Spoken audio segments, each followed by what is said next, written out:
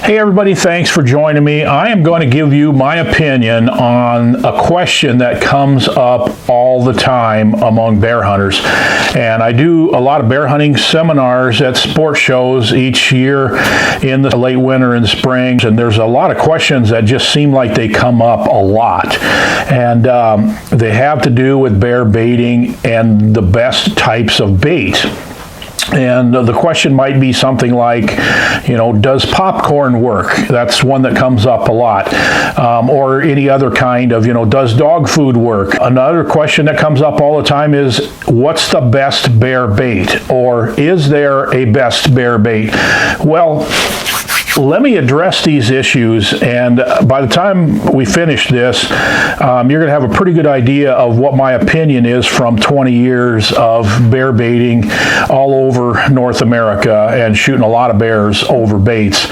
And my opinion is not the be-all to end-all, but I think you'll get some good nuggets of information out of this, and by the time we're done with this discussion, you'll really have a better feel for what my opinion is on it. So let's just look at the topic, is there a best bear bait? There's a lot of different ways to look at this. I've got a buddy, let me just give you this example. I got a friend who just loves to try different things, and he's always looking for some secret concoction that's just going to be the be-all, end-all for bear baiting. And, a while back he was telling me that he's got this cement mixer, and he's putting dog food, and he's putting Jello powder in it, and these different things that he's mixing in there, and he's mixing up this thing, and it's just going to smell amazing and all this. And boy, if that's what turns your crank and you just like to try a lot of different things, then more power to you. Don't take the fun out of bear baiting by throwing that type of thing away. If you just really like to experiment, that's his deal. That's what he gets a lot of enjoyment out of that. Unfortunately, the reality is that looking for that secret bait like that is just not the best way to kill bears.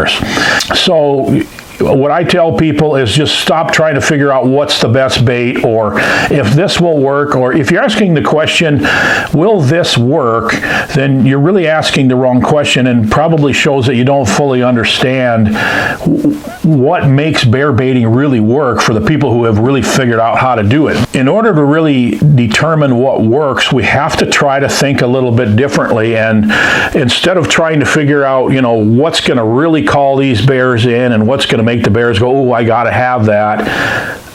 You have to get away from that and start thinking about fulfilling a bear's nutritional needs. Now, a bear is in a state, especially in the fall, he's in a state of hyperphagia, which means that he is eating a lot of calories. He's filling up his gut as much as he possibly can with super high carbohydrate foods, and he's putting on fat for the winter. I mean, they can put on 5 pounds of fat a day, and I can relate to that. Thanksgiving, Christmas, you know what I mean. Well, anyway, so they're putting on a lot of weight. They're seeking out those foods that really help them put on weight. So things that are high in sugar and carbohydrates are good, but you can also over-sugar the bears, meaning that if you just put candy out there, you're not going to get those bears consistently coming back. You've got to use baits that will consistently bring those bears back, so they're coming into an environment where they're getting their needs met. Okay, that's different. That's a different paradigm than thinking about, what can I call these bears in with, and what will they really like. We're trying to meet their needs is what we're trying to do.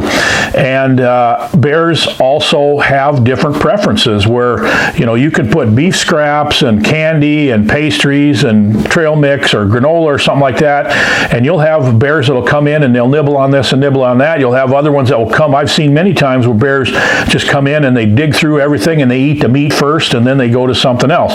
And of course you have the issue that meat is not legal in some states.